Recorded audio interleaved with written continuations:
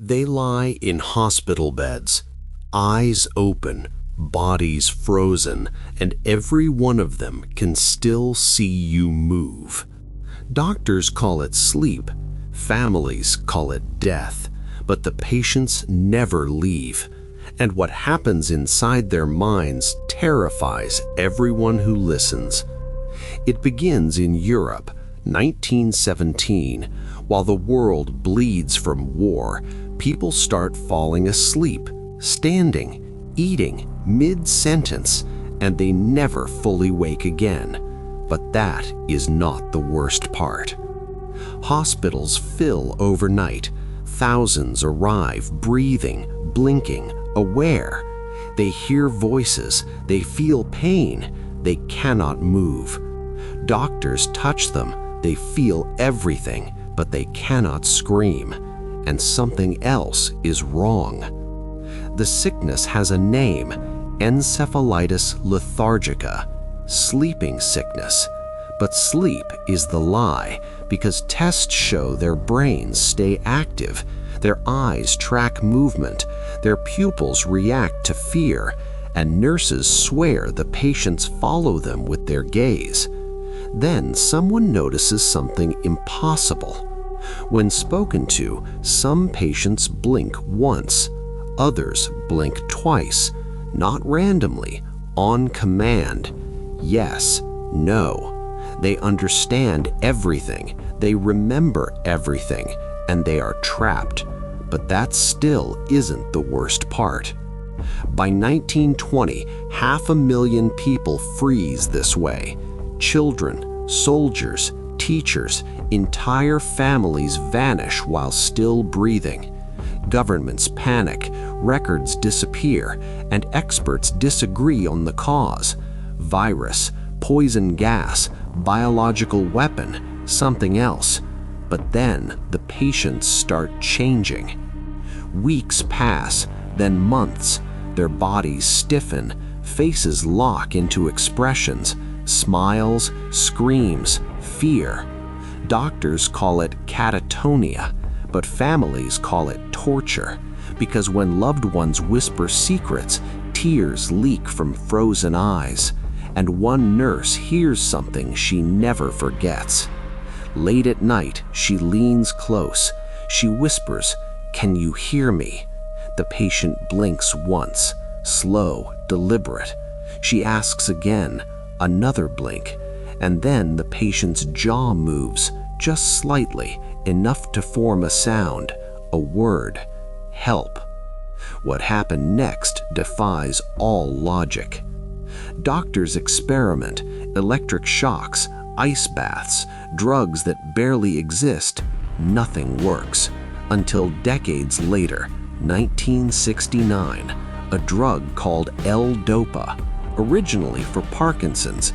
They inject it into frozen patients, and the impossible happens. Patients wake up.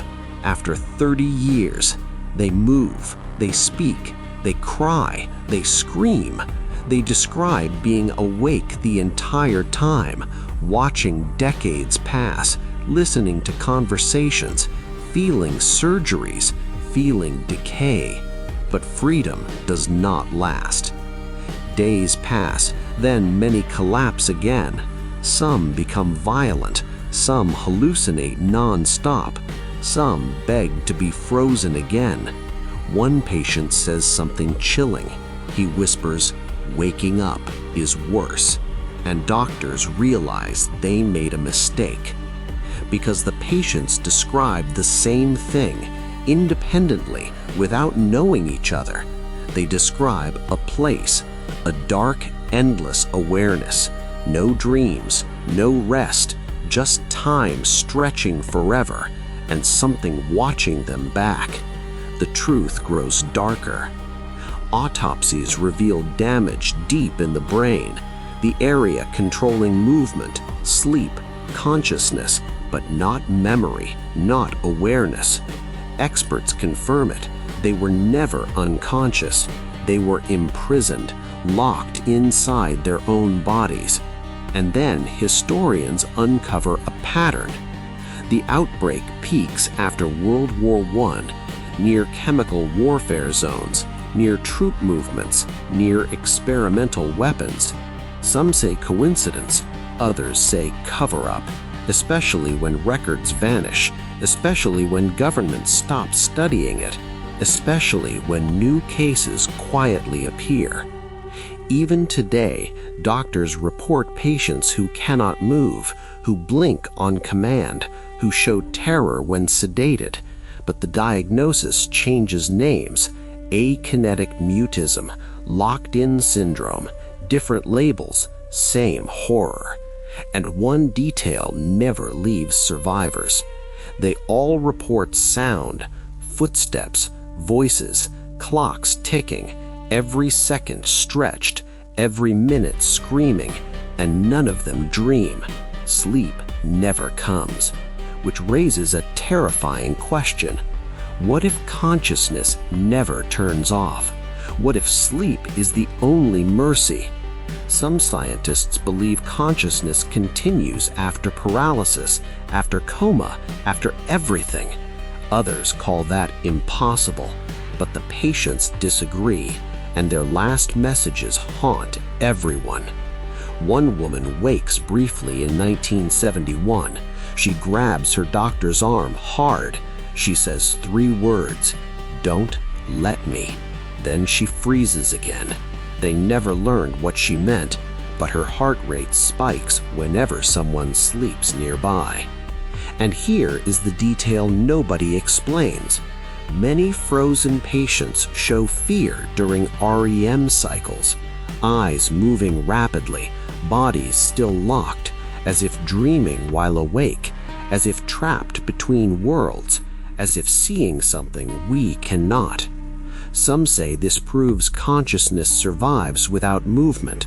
Others say it proves something far worse, that consciousness is a prison and sleep is the key.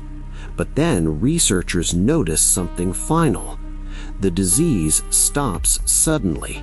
No cure, no explanation. It simply disappears, like it finished its work or moved on. And investigators still argue why. But they found one more thing. Every patient who briefly recovered described the same fear. Not paralysis, not pain, but silence ending. They say something noticed when they woke, something that preferred them frozen, watching, waiting. And that suggests this wasn't the end. If you want to know what that final discovery was, you need to subscribe to Satisfy Snap right now. We're covering the full story in our next video. Hit that subscribe button or you'll miss the most disturbing part. See you in the next one.